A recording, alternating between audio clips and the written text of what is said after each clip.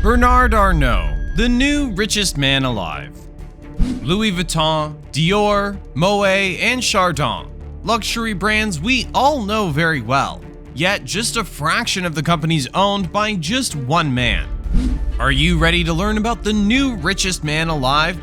Sit back, relax, and join us as we delve into the world of the rich and famous.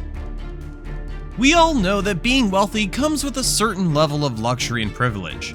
But what is it really like to live the high life?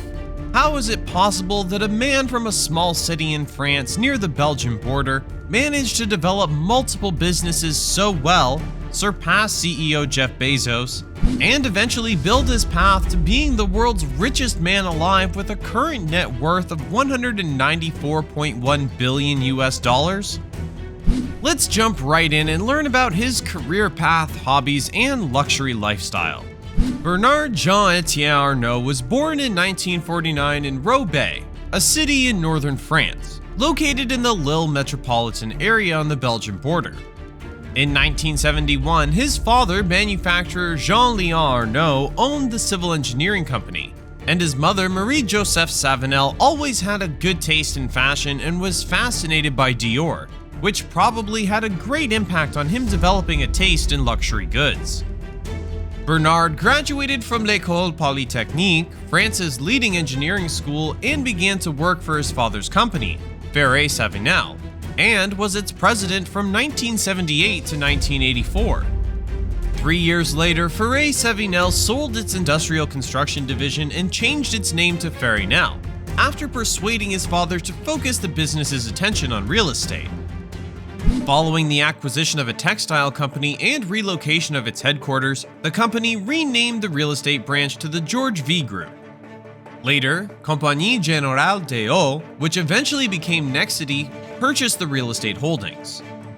In 1984, he heard that the French government was about to select someone to lead the Boussac Saint-Frère empire, a textile and retail conglomerate that owned Christian Dior.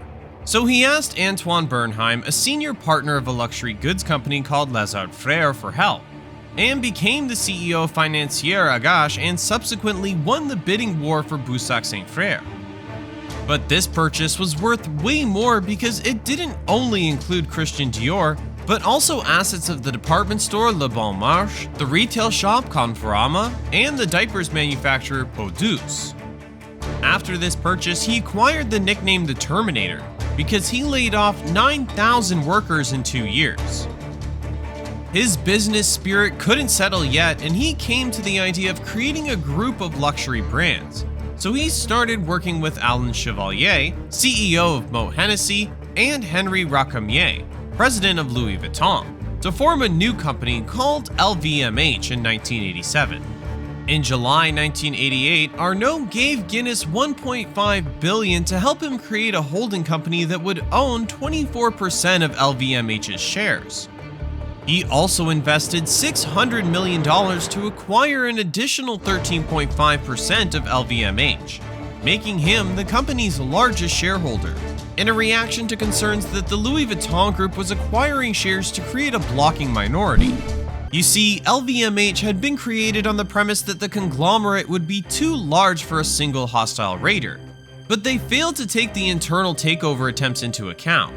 So in January 1989, Bernard spent an additional $500 million to gain control of a total of 43.5% of LVMH's shares, and 35% of its voting rights, therefore reaching the blocking minority that he needed in order to prevent the breakup of the LVMH group. In 1994, LVMH acquired the perfume company Guerlain, and 2 years later they bought Loewe, as well as Marc Jacobs and Sephora in 1997. By 2001, they managed to add 5 more brands to the group, like Emilio Pucci, Thomas Pink, Fendi, DKN Wine, and La Samaritaine. He also wanted to develop a center in New York in order to manage LVMH's presence in the US. And with Christian de Portzamparc supervising the project, they managed to open the LVMH Tower by December 1999. Between 1998 and 2001, he invested in multiple companies like Netflix, Boo.com, Liberty Surf, and Z-Bank through his Euro PatWeb holding. Looks like nothing is ever enough for this man. So in 2007, he purchased 10.69% of Carrefour, France's largest supermarket retailer, and the world's second largest food distributor.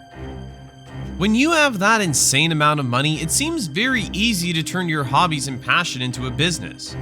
Did you know that Arnault is also a yacht lover? He taught that besides the ability to spend free time sailing on luxury yachts, he could also gain profit from it.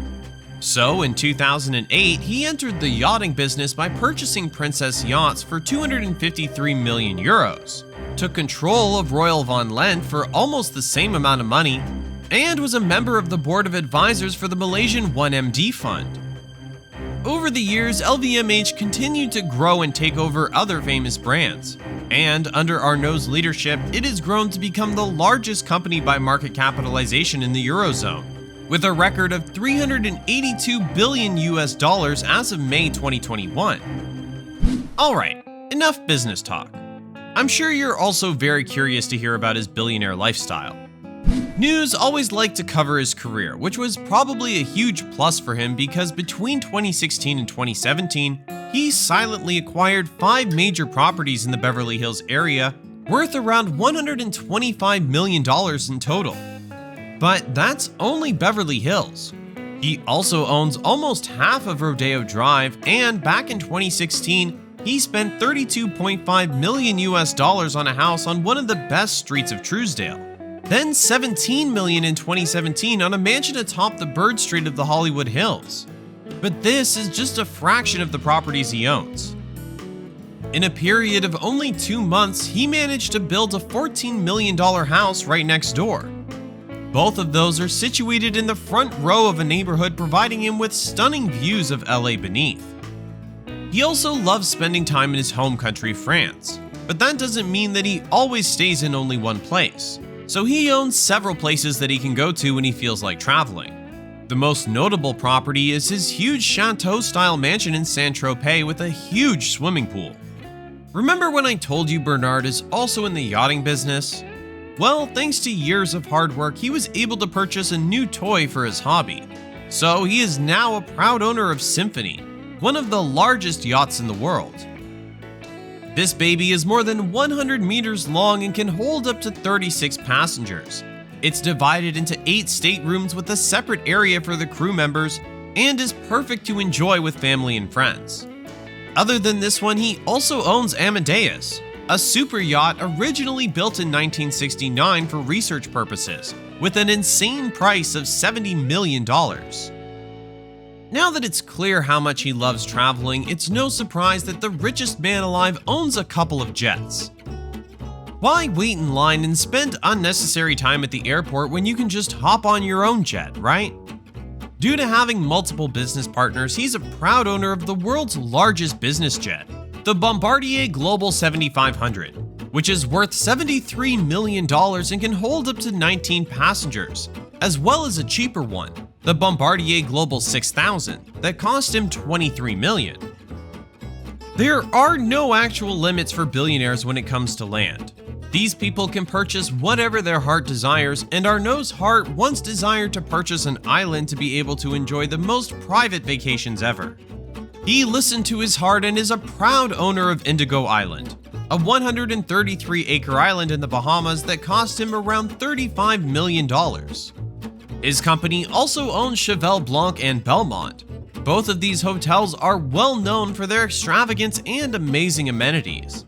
Cheval Blanc is a 72-room and suite hotel, which of course provides you with a great shopping experience in Louis Vuitton and Dior.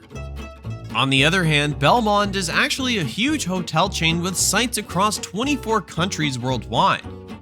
Today, Bernard Arnault is 74 and still keeps all his businesses running smoothly, and it seems like he has no intention to stop. Alright guys, this is it for today's video. Don't forget to hit the bell to stay notified when we post, like, subscribe, and tell us your favorite thing about Bernard Arnault in the comments. See you soon!